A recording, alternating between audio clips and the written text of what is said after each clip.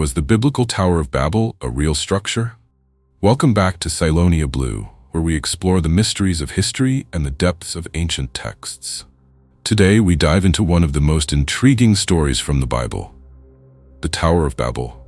Was this grand structure a real place, or simply a metaphorical tale? Let's unravel this enigma together. The story of the Tower of Babel is found in the book of Genesis. According to the narrative, after the Great Flood, humanity spoke a single language and settled in a place called Shinar. They decided to build a city and a tower that would reach the heavens, aiming to make a name for themselves and prevent being scattered across the earth. But God intervened, confusing their language and scattering them, thus halting the construction of the tower.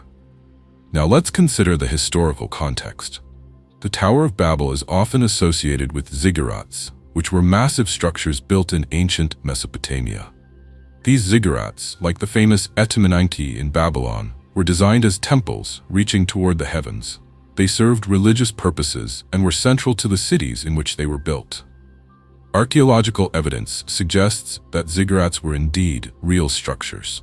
They were constructed with a series of terraces, each smaller than the one below, creating a stepped appearance. The similarities between these ziggurats and the Tower of Babel narrative are striking. However, there is a significant difference. While ziggurats served a functional purpose as places of worship, the Tower of Babel represents a story about human ambition and divine intervention. Some scholars argue that the Tale of Babel is less about a specific structure and more about the themes of unity and diversity.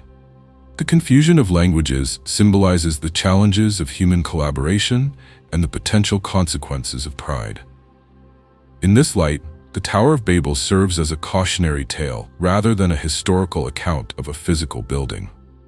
Despite the lack of concrete evidence for the Tower of Babel as a distinct structure, the story has had a profound impact on culture and literature.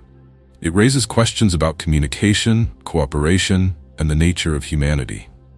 It also inspires countless works of art, music, and literature that continue to resonate with us today. But what about the geographical implications? Some researchers have proposed that the Tower of Babel could be linked to specific locations in ancient Mesopotamia. The city of Babylon, with its impressive ziggurats, is often cited as a potential candidate.